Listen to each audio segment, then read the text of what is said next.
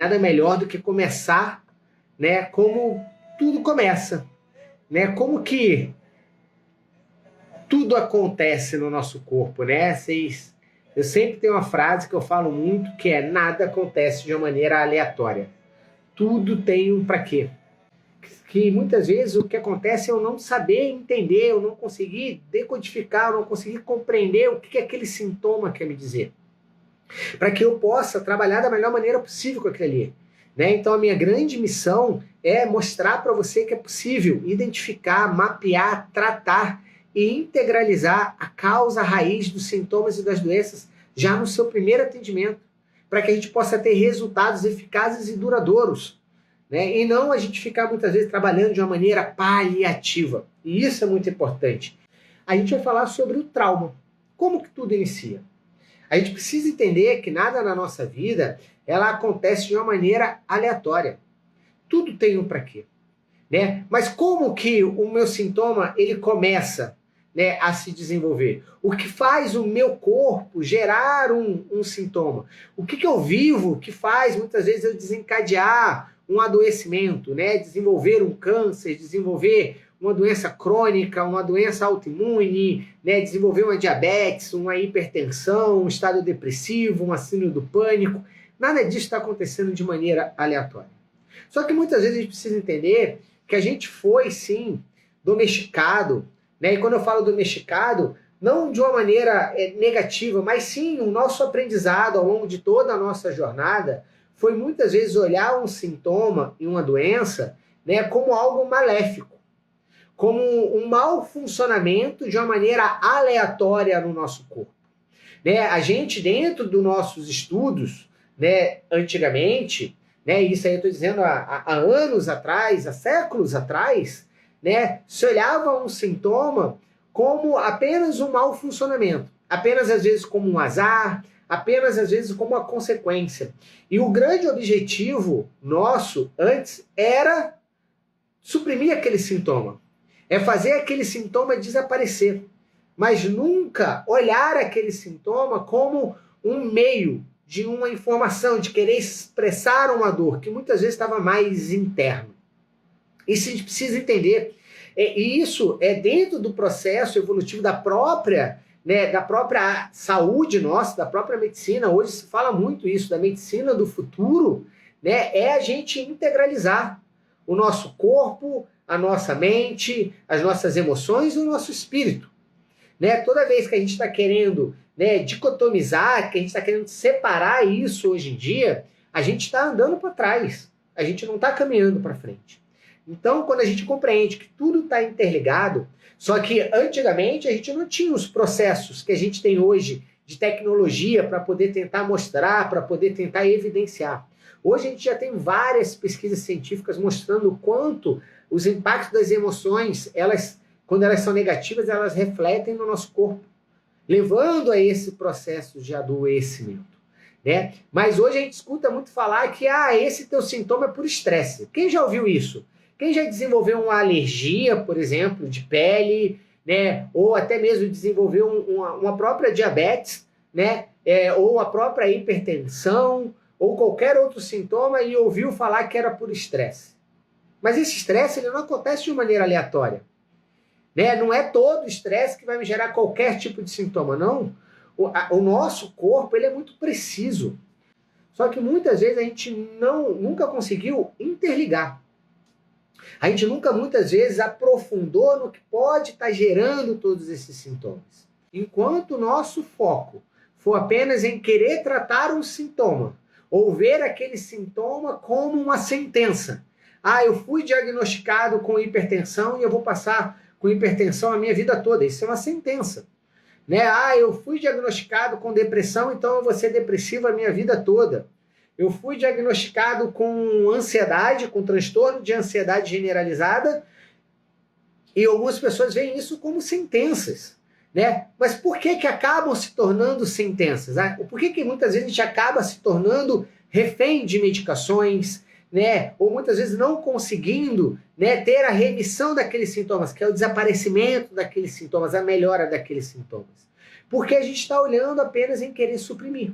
né? Que a gente precisa entender que qualquer sintoma, seja ele um sintoma físico, seja ele um sintoma comportamental, seja ele um sintoma emocional, né? Qualquer sintoma ou doença que a gente apresenta, né? Muitas vezes é decorrente de uma fissura emocional.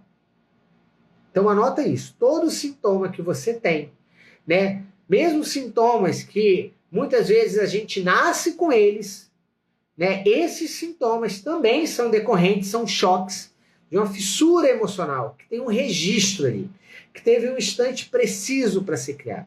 Só que a grande diferença é que quando a gente nasce com uma alteração, muitas vezes quem vivenciou esses choques, quem vivenciou esses sintomas, não foi a gente, foi um ancestral nosso. A gente precisa entender que nós somos formados, né, pela informação de mais de 512 ancestrais. Né? Nós não somos apenas formados, né, pela mamãe e pelo papai, né, pela aquela junção. Não, nós fomos formados, né, por mais de 512 ancestrais. Então, tudo o que os meus antepassados vivenciaram, o que os meus ancestrais vivenciaram, né, é passado de geração para geração. Hoje a gente vê muito isso, e principalmente as dores que não conseguiram ser resolvidas, né, as situações que não conseguiram ser resolvidas, as exclusões que existem dentro do nosso sistema, muitas vezes se passa para gerações seguintes para que eles possam ter a possibilidade de resolver. E não como uma maldição, mas como uma oportunidade. Só que enquanto a gente não tiver essa consciência, a gente entender sobre isso, a gente muitas vezes vai querer apenas suprimir. Apenas ver aquilo ali como uma sentença e não saber como trabalhar, né? E não saber como lidar com aquela situação, tá? Então é importante entender que tudo aquilo que a gente vive, gente, é acompanhado de um choque emocional, é acompanhado de um sentimento pessoal. Tudo aquilo que você vive na tua vida, seja momentos de felicidade, momentos de tristeza, momentos de angústias, né, momentos de gratidão, tudo isso ele é acompanhado desses sentimentos pessoais. Quando eu falo sentimentos pessoais, é o quê? É acompanhado das suas crenças, né? É acompanhado ali, muitas vezes, dos seus, né, das suas percepções, dos seus sentimentos ali. É justamente essas percepções, esses sentimentos, essas crenças que estão moldando a maneira de você enxergar uma determinada situação. E é justamente como você enxerga essa situação que você vai poder ver algo de maneira traumática ou não. Né? É a mesma coisa, imagina só, uma pessoa que ela está indo ao trabalho, né? E aí, quando ela está indo ao trabalho, né, de uma hora para o outro, o pneu do carro fura naquele trajeto. E ela tem que parar o carro para trocar o pneu. Tá? E aqui eu estou trazendo um exemplo simples para você, mas para vocês poderem entender isso. Você vai ter pessoas que vão sair daquele carro xingando, reclamando, vendo aquela situação como um estresse grande, como uma situação de contrariedade, como uma situação às vezes de sujeira, uma situação de raiva, porque aquele pneu furou e isso vai fazer ele chegar atrasado no trabalho, chegar atrasado numa reunião. Você vai ter pessoas que veem aquela situação dessa maneira, e você vai ter pessoas que vão olhar a mesma situação e vão ver aquilo ali como, às vezes, um verdadeiro livramento. Ai, o pneu furou, mas é porque talvez lá na frente algo pudesse ter acontecido, né? Algo pior poderia ter acontecido. Então, talvez esse pneu ter furado e eu ter me atrasado, né? Pode ser um verdadeiro livramento, né? Para que nada de mal aconteça comigo ou nada de pior aconteça comigo. A situação é a mesma. O que está mudando a olhar aquela situação é justamente esse sentimento que nos acompanha. E sentimentos e essas crenças que elas foram muitas vezes moldadas na gente, né? Que elas foram embutidas na gente. E a gente pode falar disso, sim, né? Toda maneira com que a gente enxerga uma situação, né, é algo que foi colocado na gente. A gente até os 7 anos de idade, todos nós até os 7 anos de idade, somos pessoas sensoriais, né? Somos seres humanos unicamente sensoriais. O que isso quer dizer, Rodrigo? Ser uma pessoa sensorial né, que você está sendo uma verdadeira esponja até os seus 7 anos de idade. Você está absorvendo tudo que está acontecendo ao teu redor. Então, tudo que acontece ao teu redor, tudo que você vivencia, tudo aquilo que a tua família sente, que o teu pai e tua mãe sente, que os teus ancestrais vivenciaram, né, está sendo absorvido e passado para você até os 7 anos de idade. Por que isso? A neurociência mostra para a gente hoje que o lado esquerdo do cérebro, que é o nosso lado racional, ele só é desenvolvido, só é maturado, que a gente fala, a partir de 7 anos de idade, dos 7 aos 10 anos de idade. Aí é quando a gente começa a ter o lado esquerdo do cérebro maturado, que é o nosso lado racional, que a gente começa a ter a consciência, né? Então, a partir dos 10 anos de idade, a gente começa a ser um ser consciente. Até os 7 anos de idade, a gente é um ser sensorial. Então, tudo aquilo que foi vivenciado, mesmo que não foi falado, a gente pressente, a gente sente, a gente registra, e muitas vezes a maneira com que a gente tem de expressar isso é através de uma dor, de um sofrimento, de um sintoma do corpo. Só que a nossa mente está sendo moldada para o que a gente vai estar vivendo na fase adulta, na fase de adolescência. Por isso que a gente fala que o choque ele é sempre acompanhado por um sentimento pessoal. Né? A gente, né, e esse sentimento pessoal, essa nossa percepção ali, ele está tocando e está moldando os nossos 4 corpos. Então, sim, todos nós somos formados por 7 corpos sutis, né, que formam o homem quaternário. Quem já ouviu falar aí sobre o homem quaternário? Né? Esse homem quaternário ele é formado pelo nosso corpo físico, o nosso corpo energético, o nosso corpo emocional e o nosso mental inferior. Então, toda vez que eu tenho uma situação de estresse, da qual eu percebo ouvir essa situação, né, dessa maneira, de um estresse, eu estou alterando e criando uma incongruência nesses 4 corpos. Que muitas vezes o nosso corpo físico é o corpo mais denso. Ele é um órgão de expressão ali. Então, muitas vezes o que a gente está manifestando no nosso corpo físico é uma incongruência que surgiu no nosso corpo emocional, no nosso corpo mental inferior, que é onde tem nossas crenças, as nossas percepções, que desequilibrou muitas vezes o nosso corpo energético e está referindo no nosso corpo físico ali. E às vezes a gente está querendo só tratar o corpo físico. Eu não estou dizendo que o corpo físico ele não é importante, ele é. A gente precisa cuidar da nossa máquina, né? Imagina, um carro. O carro ele precisa colocar um combustível bom para funcionar. Se eu coloco gasolina adulterada, por mais que eu tenha o melhor carro possível, com o melhor software possível, né, aquele carro ele não vai funcionar da melhor maneira. É a mesma coisa, eu preciso cuidar do meu corpo físico.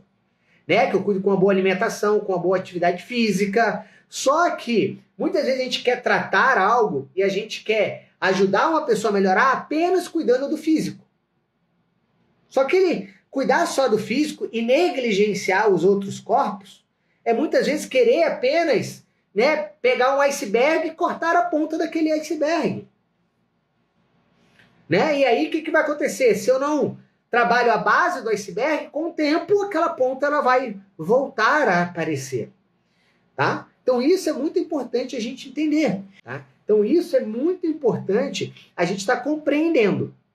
Tá? Que nós somos formados, né, por esses corpos.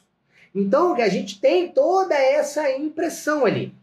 Tá? Então, isso faz com que qualquer situação que eu veja de uma maneira impactante para mim, de uma maneira de estresse para mim, né? Isso vai moldar a minha percepção, que vai alterar todos esses nossos corpos. Hoje a gente tem um grande pesquisador chamado Bruce Lipton, né? No livro dele, que está traduzido para o português, que chama Biologia da Crença, né? Ele fala que as nossas células do nosso corpo, elas não reagem ao nosso DNA. Elas reagem à interação que ela tem com aquele ambiente. Então, o ambiente em que a gente está inserido, muitas vezes moldam, né, o nosso DNA, moldam toda a nossa capacidade, né, de interação. Então, a maneira com que eu interajo com o mundo, olha lá, Débora falando aqui que já leu esse livro, que bom, Débora, isso é muito importante, né? Uma literatura muito gostosa de ler, porque ela mostra isso. A maneira com que você interage com o meio em que você está inserida, muitas vezes faz até o surgimento de um sintoma ou não. Modifica toda a tua molécula de DNA. Então, antigamente, que a gente achava, né, que alguns sintomas né, eram herdados geneticamente, né, hoje se vê que a gente não herda as doenças. Anota aí, a gente não herda as doenças, né? A gente herda, né, todas as experiências de vida que os nossos antepassados vivenciaram. Só que por muitas vezes a gente está navegando, vamos colocar aqui, naquele mesmo ambiente, né, a gente acaba criando as mesmas percepções. Você já ouviu aquele ditado que uma fruta não cai longe do pé? Né? Então, se eu sou uma bananeira, a banana não vai cair longe do meu pé, da bananeira. Então, isso faz com que muitas vezes, né, a gente acabe se comportando até de uma maneira inconsciente aos nossos ancestrais. Existe uma frase do Jung, que talvez você já tenha ouvido eu falar dessa frase ou não, é uma frase que eu gosto muito. Eu levo ela e você vai me ouvir falar sempre, porque quando a gente tomar consciência do poder dessa frase, a gente modifica toda a nossa vida, que é, enquanto eu não tornar consciente o meu inconsciente, ele vai me governar e eu vou chamar isso de destino. Então, muitas vezes, situações que acontecem na nossa vida, doenças que se manifestam no nosso sistema familiar, na nossa família, no nosso clã ou na gente mesmo, muitas vezes a gente está vendo aquilo ali de uma maneira aleatória, a gente está vendo aquilo ali como um azar, né? Só que, na verdade, tudo tem um para quê. Tudo se origina com trauma ali. Tudo acontece num determinado instante. Seja um instante, e aí anota isso, seja um instante onde eu posso ter vivido aquele instante, seja um instante onde eu posso ter vivido durante o período gestacional, eu posso ter vivido antes mesmo daquela gestação, ou eu posso ter herdado dos meus ancestrais para isso, né? Hoje a gente tem todas as dinâmicas sistêmicas, a gente tem as pesquisas do Mark Flecher falando de projeto de sentido, ciclomemorizados, de transgeracionais, né, da psicogenealogia nos mostrando tudo isso, e tudo isso é um conteúdo que eu trago de uma maneira mais simples, de uma maneira focada no objetivo do resultado, né, traduzido dentro de um método, por isso que é o método IMTI, para que você possa ter um passo a passo e aplicar de uma maneira com resultado, de uma maneira simples, todo esse conhecimento que é vasto, e que eu já trago aí há mais de 2 décadas quase estudando só sobre isso, podendo ter realizado mais de 14 mil atendimentos. Então, eu compilei tudo isso para que fosse uma maneira simples para a gente absorver. Então, a gente precisa ter todo esse entendimento. Tá? Então, a gente precisa entender, né? E eu queria que vocês já anotassem aí que... Anota essa frase, que não é minha. Essa frase é do Christian Flecher, um grande pesquisador também, um francês, um grande pesquisador, que ele fala assim: antes de existir o psicológico, existiu o emocional e existiu o biológico. Então, aquilo que a gente tem de mais arcaico nosso no ser humano, e a gente tem algo que a gente chama de cérebro triuno, tá? Então, né, para quem é da área aqui, é da área de saúde, já ouviu falar isso, e se não ouviu, a gente deveria ter estudado para ouvir isso, que a gente tem dentro do nosso processo de evolução como espécie, a gente também teve a evolução do nosso sistema nervoso, né? A evolução do nosso cérebro. Então, dentro desse processo evolutivo do nosso cérebro, é como se a gente tivesse 3 cérebros em um só, que é o nosso cérebro triuno. A gente tem o nosso cérebro mais arcaico, que é o arqueocórtex, que a gente fala, que é o nosso cérebro reptiliano, e ele é responsável basicamente pelos nossos instintos de sobrevivência, nosso instinto de luta ou fuga. Então, você não vê, né, nenhum réptil triste. Alguém já viu algum jacaré, alguma cobra deprimida? Alguma cobra ou algum jacaré ali chorando? Não. Por que isso? Porque o cérebro dele é um cérebro arcaico, é um cérebro de sobrevivência, né? Eles trabalham apenas com o instinto de sobrevivência, de fuga ou de luta, tá? Então aí a gente precisa entender isso. A gente tem isso arcaicamente. É o nosso cérebro mais primitivo que a gente tem. Ele se localiza ali principalmente perto do tronco cerebral, né, que a gente tem. E aí depois a gente vai tendo o desenvolvimento do nosso sistema nervoso que vai para o sistema límbico, que são o nosso cérebro emocional, né? Onde a gente já vê nos mamíferos inferiores. Então você já vê, né, os macacos, os primatas, né? A gente já vê os cachorros, os gatos, os golfinhos, todos os mamíferos, eles possuem esse cérebro emocional, né? Onde ali já são comandados não só de maneira arcaica pelo instinto de luta ou fuga, mas também pelas emoções, eles exprimem as emoções. Então, sim, você pode ver, por exemplo, um cachorro entrar num processo de adoecimento pela parte emocional, de não estar sendo amado, de estar sendo sempre agredido. Você tem esse cérebro de sobrevivência deles ali, né, que é o cérebro emocional. Só que as ações desses animais ainda são ações instintivas. Ainda eles são, quando eles se veem acuados, eles vão para a luta ou para a fuga. Por quê? Porque ele não tem algo que só nós, seres humanos, temos, que é o neocórtex, que é o nosso cérebro mais evoluído, que é o nosso cérebro intelectual. Só que muitas das pesquisas mostram que 90 a 95% das nossas ações são comandadas pelo nosso subconsciente. E aí quem faz parte do subconsciente? O nosso cérebro arcaico e o nosso cérebro emocional. Apenas de 10 a 5% das nossas ações são comandadas pela consciência. Por isso, dessa frase do Jung, né? Enquanto eu não tornar consciente, então enquanto eu não trazer para mim a nível de consciência, enquanto eu não compreender, enquanto eu não desmistificar, enquanto eu não extrair aquilo que está no meu inconsciente, o meu inconsciente vai me governar. E aí eu vou chamar aquilo de destino. Então, muitas vezes, os nossos processos de adoecimento, anota aí, eles acontecem porque conscientemente, que é o nosso neocórtex, o nosso cérebro racional, conscientemente, ele se vê aprisionado. O que é o nosso cérebro racional se vê aprisionado? A nossa consciência, quando eu estou frente a uma situação de estresse, quando ela não consegue ver uma solução que seja satisfatória ou uma solução que seja duradoura, ela se vê aprisionada. Então, quando eu não consigo lutar nem fugir, né, eu ativo o meu inconsciente biológico, que é onde está armazenado todos os nossos programas arcaicos de sobrevivência. E esse meu inconsciente biológico, ele vai tentar resolver aquele problema para mim. Tá? Então eu quero trazer aqui para vocês, né, dentro de uma metáfora, para você ver como que isso funciona. Porque isso não funciona só com o ser humano, gente. Isso funciona com todo ser vivo.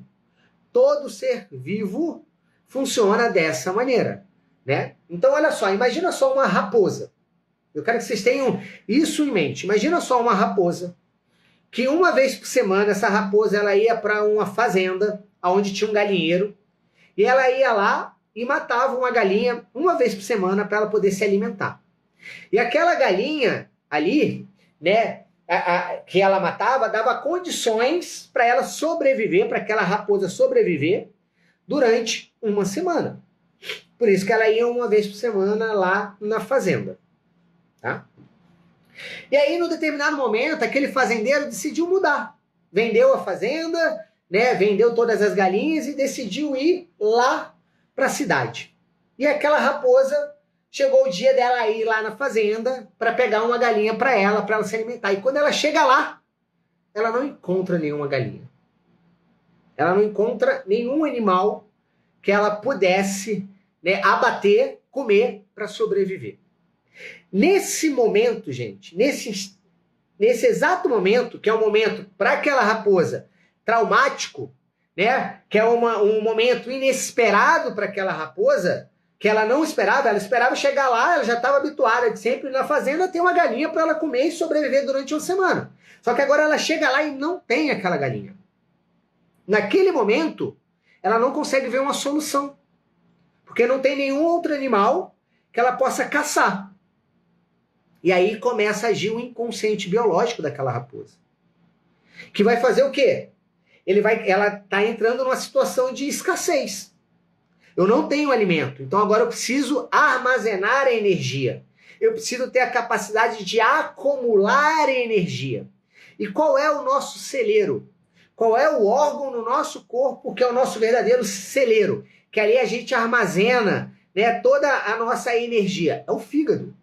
O fígado é o nosso celeiro, gente.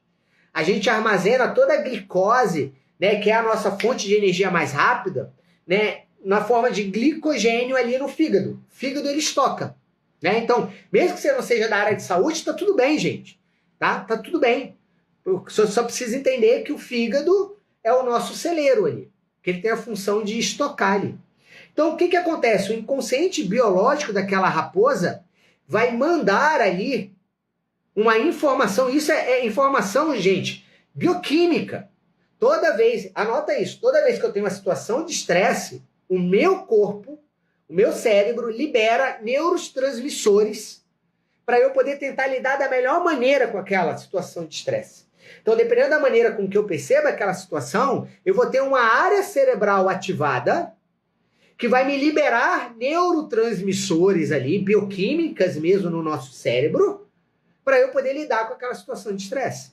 Nesse exemplo que eu estou dando da raposa, eu tenho uma área do cérebro determinada, que é uma área onde está ali o fígado registrado, tá? Por quê? Porque a gente tem guardado, talvez você saiba, talvez não, tem um livro chamado Medicina Vibracional, que é muito legal você ler também, só que já é um conteúdo mais denso, né? E eu trouxe ele de uma maneira bem tranquila dentro, né, de todo o conhecimento que eu dou para os alunos, né, para os terapeutas e MTI, né? Mas que dentro dessa visão, né, o nosso cérebro, ele possui dentro de nós todas as estruturas do nosso corpo humano. A gente tem como se fosse um holograma ali. Talvez você nunca tenha parado para isso, mas você já parou para imaginar, né, que lá no início de tudo, na nossa origem ali, a gente é uma célula, né, que é a célula tronco, a famosa célula tronco. A famosa célula tronco é aquela célula que pode se transformar em qualquer outra célula do corpo. Agora, você já parou para imaginar o que faz dentro do nosso desenvolvimento uma célula, ela se transformar numa célula cardíaca e uma outra célula, ela se transformar numa célula do fígado e uma outra célula se transformar numa célula óssea? O que faz aquilo ali? Né? Como que uma célula única ela pode se transformar em várias outras células? Por causa desse holograma que a gente tem. Né? Então a gente tem registrado em cada célula do nosso corpo, holograficamente, e eu estou falando holograficamente que é a maneira mais fácil que eu tenho de tentar te trazer, né, essa visão, né, holograficamente, todas as outras células do nosso corpo. A célula tronco, ela é isso. Ela é uma célula como se fosse neutra, né, a qual, dependendo do estímulo que eu dou, dependendo do estímulo que se dá no nosso desenvolvimento, ela sabe do que ela tem que se transformar. Então ela grava ali, ela tem holograficamente registrado nela todas as células do nosso corpo. Então o nosso cérebro, gente, ele tem todo esse holograma ali. Né? Ele tem esses relés que a gente pode falar. Né? E a gente tem esses mapas ali de todas as células, de todos os órgãos do nosso corpo. Então quando eu estou vivendo a situação igual a raposa estava vivendo, que ela chegou lá e se viu numa escassez, onde ela precisa reservar, onde ela precisa guardar aquela energia ali, ela vai ativar uma área do cérebro que está ali, holograficamente, ali, o fígado, vamos dizer, para você poder entender. E aí ela vai estimular aquela área cerebral do fígado, que através de estímulos bioquímicos que a gente tem, vai mandar uma informação para o nosso fígado, para a nossa célula hepática, ali, se multiplicar. Por quê? Porque quanto maior eu tiver de hepatócitos ali, hepatócitos são as células do fígado, quanto mais eu tiver células do fígado ali, mais eu consigo armazenar energia ali para um momento de escassez.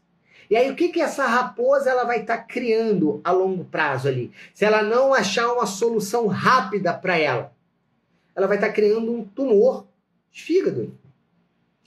Né? Ela vai estar criando ali um cisto hepático para a gente poder ter ali. Tá? E aí ela vai ficar multiplicando aquelas células até quando? Até ela achar uma solução para aquele conflito que ela está vivenciando. Então, quando a raposa achar um outro galinheiro, ou quando a raposa achar um outro local de caça, e que ela consiga resolver aquilo, né? Então ela consiga ter agora alimento em abundância de novo, o inconsciente biológico dela vai entender que ela não precisa ter mais aquela multiplicação nas células hepáticas ali. E aí ela vai começar a degradar aquilo que foi produzido a mais. Se ela tiver micro-organismos ali para fazer aquilo. Se ela não tiver micro-organismos, ela vai encapsular e aquilo ali vai virar um cisto hepático pra gente. Tá? Só que isso também acontece com a gente, ser humano. Muitas vezes a gente está vivendo situações da qual eu não estou vendo uma solução satisfatória ou eu não estou vendo uma solução duradoura para aquilo. E aí, quando eu passo por uma situação dessa maneira e não consigo essa solução, quem vai estar agindo é o meu inconsciente biológico.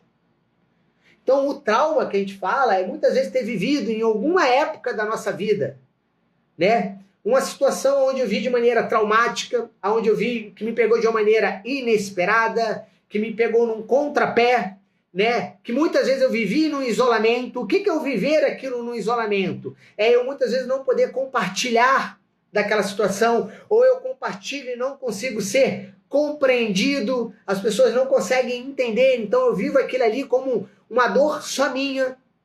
Eu guardo aquela dor muitas vezes por não poder compartilhar, então eu estou vivendo aquilo ali no isolamento. Tudo isso está aumentando essa massa de conflito que a gente fala, essa intensidade do trauma.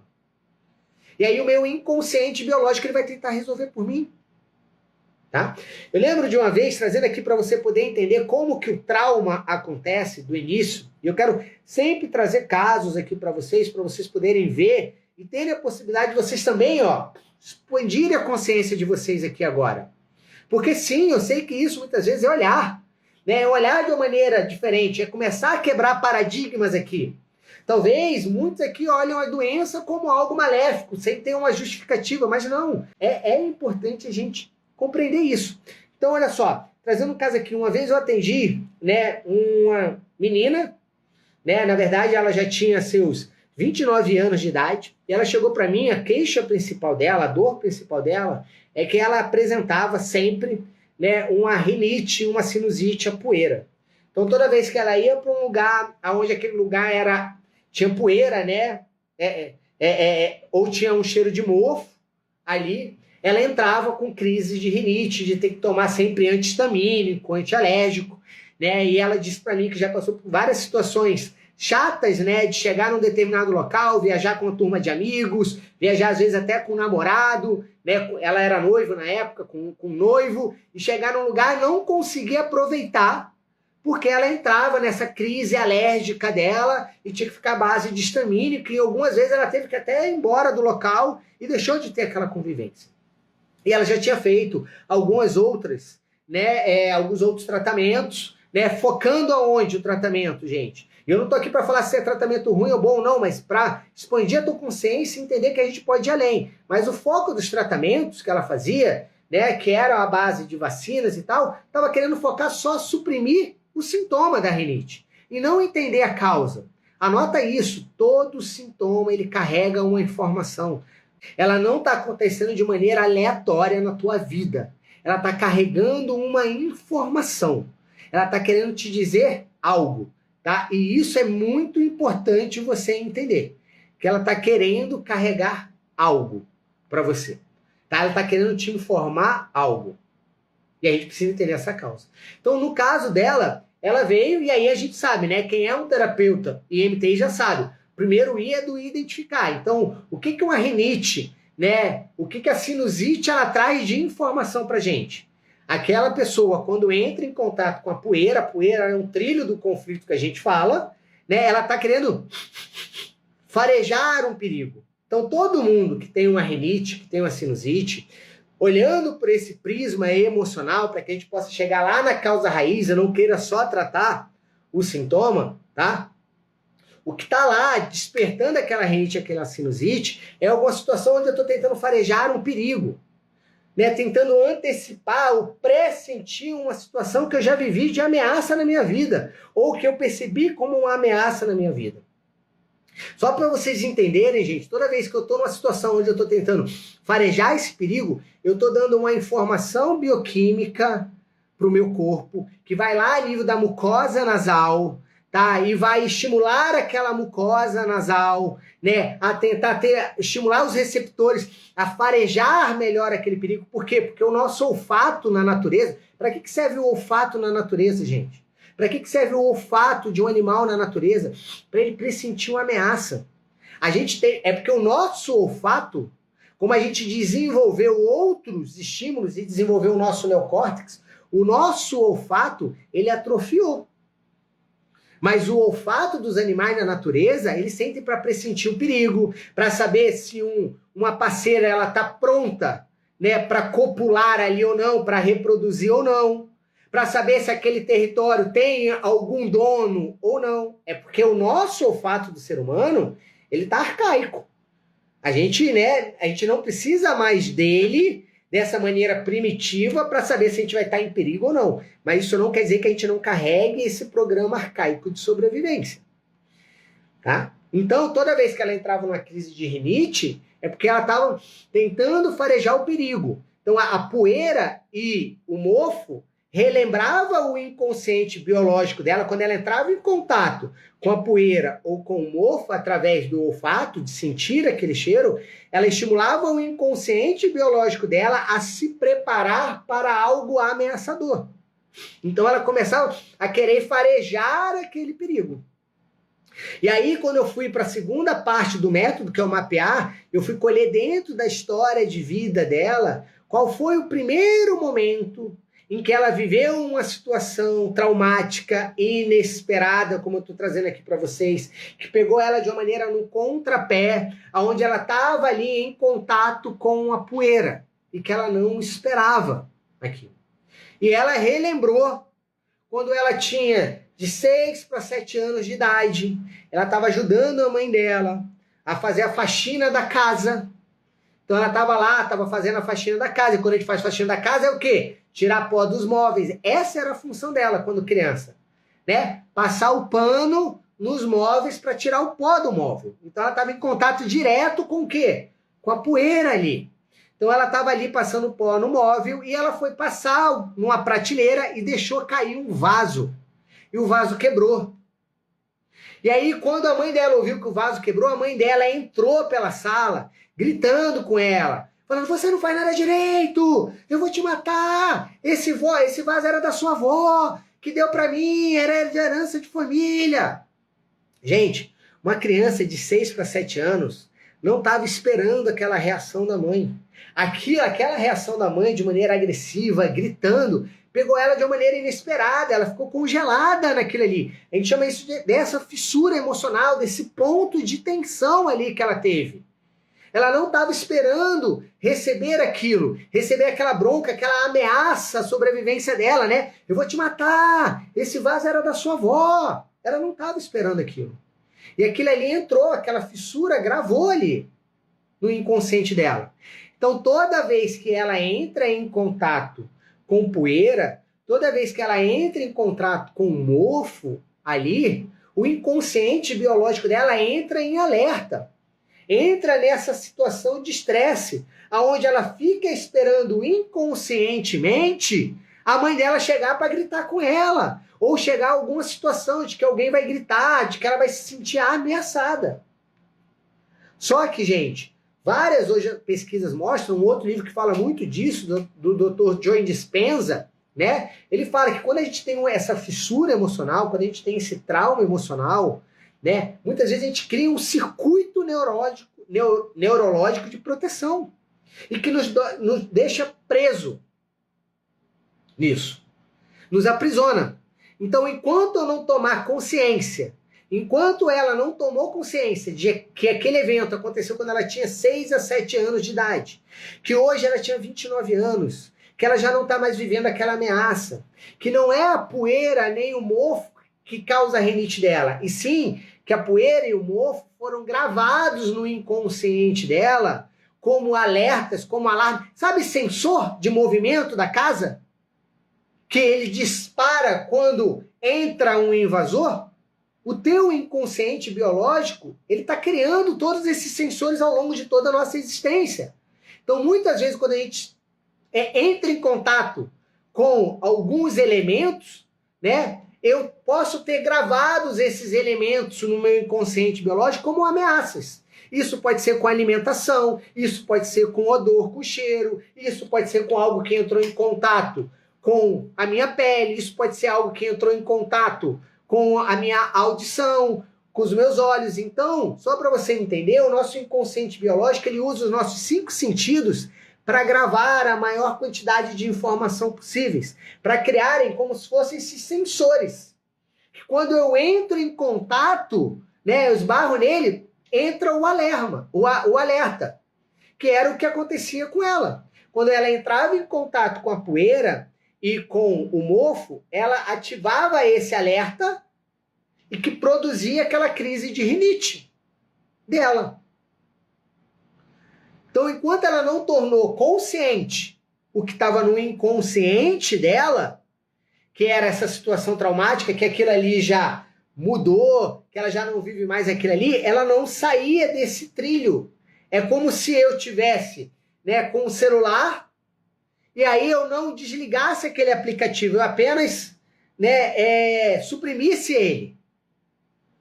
Mas eu não desligava aquele aplicativo, ele fica rodando em segundo plano. Que é o que aconteceu com ela. Então, depois que eu identifico e mapeio, aí eu consigo tratar de maneira eficaz. Que não é tratar a rinite, mas tratar aquela situação traumática que ela vivenciou. Como que é o tratamento? Ressignificando aquela informação. Trazendo para a consciência dela de que ela já não é mais aquela criança de 6 anos. Que aquilo ali, muitas vezes a mãe estava expressando uma dor, porque ela gostava muito daquele vaso. E que não quer dizer que ela realmente iria matar a filha dela, né? Que estava tudo bem. E aí a gente tem todo um processo de ressignificação que a gente ensina. Para quê? Para dar uma nova consciência. E a partir que eu tenho essa nova consciência, eu integralizo no momento atual. Que é ela compreendendo que ela não é mais aquela criança, que ela tem 29 anos, que ela não está mais em nenhuma ameaça, que aquela poeira ou aquele mofo não são o que causam a rinite dela. Para ela poder sair daquela situação, não desenvolver mais aquele sintoma que era um sintoma defensivo. Fez sentido para vocês, gente, na nossa aula de hoje? Como que isso tudo se inicia?